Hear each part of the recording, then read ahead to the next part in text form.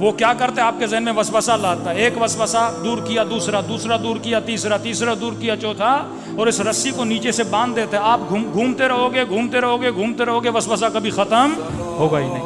حلقہ بنا دیتا ہے. اب اس حلقہ شیطان سے انسان کو وہ کیسے نکلے گا؟ ایک بچہ تھا کہنے لگا مولانا میری ماں نے ہمارا جینا حرام کر دیا. کیا کیا آپ کی امی نے؟ اسکول سے آتے ہیں، کالج سے آتے ہیں، فوراً دروازے پہ کھڑا کر دیتی ہے، تیرا پاؤں نجس ہے، پتہ نہیں تیرا کیا نجس ہے، جلدی جاؤ. یہ نہیں کہ پاؤں دھو کے آؤ، نہا کر. دن میں 4-5 مرتبہ نہانے کے لیے بھیجتی ہے کیونکہ وسوسہ ہے. وضو کرتی ہے تو 10 مرتبہ ہاتھ کو دھوتی رہتی ہے. دینے کا 2 مرتبہ تو 2 مرتبہ. اب جتنے وسوسے آتے ہیں پھینک دو ان کو. 3 مرتبہ کپڑا دھونے سے پاک ہو جاتا ہے. اب چھوڑ دو وسوسوں کو، چھوڑ دو. سختی سے معصومین نے منع کیا ہے.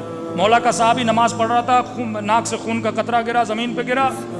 اب اس کے ذہن میں شروع ہوا زمین پہ کیا ہوگا، زمین کے نیچے کیا ہوگا، نیچے سے پاؤں کو لگا ہوگا. امام نے کہا تجھے کس نے کہا تھا تو اتنا سوچے؟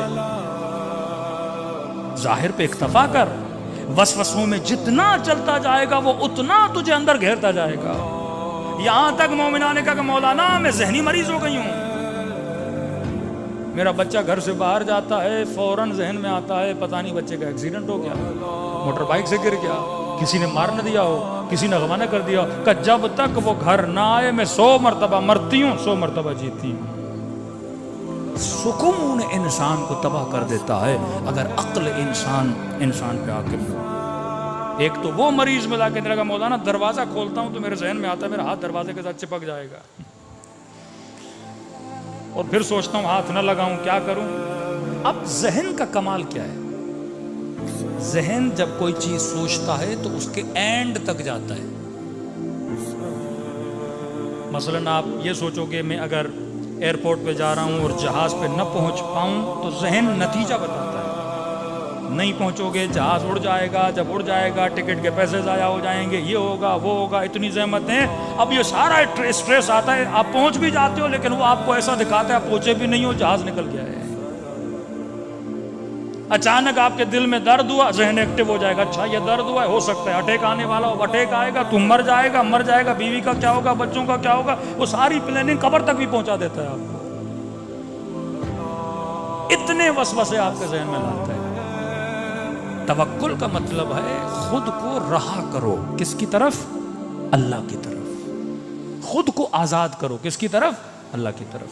اب ہمارے استاد اخلاق تھے، یہی مسائل تھے. انہوں نے کہا بھائی اس کا ایک ہی حل ہے کہ جس چیز سے، امیر المومنین کا ایک جملہ ہے، فرمایا جس چیز سے ڈرو اس کے اندر خود کو پھینک دو، ڈر ہی ختم ہو جائے گا. سوئمنگ پول میں مثلا بندہ جانے سے ڈر رہا ہے، پتہ بھی ہے پانی کمر تک ہے، کودوں گا مروں گا نہیں، لیکن وسوسہ وہم کہتا نہیں جاؤ گے تو مر جاؤ گے. اب مولا فرماتے کہتا ہے نہ مر جاؤ گے تو جا کے دیکھو واقعا مرتے ہو کہ نہیں.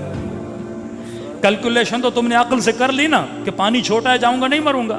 جب کیلکولیشن کر لیے تو ڈر کیسا؟ اس کے اندر کود جاؤ.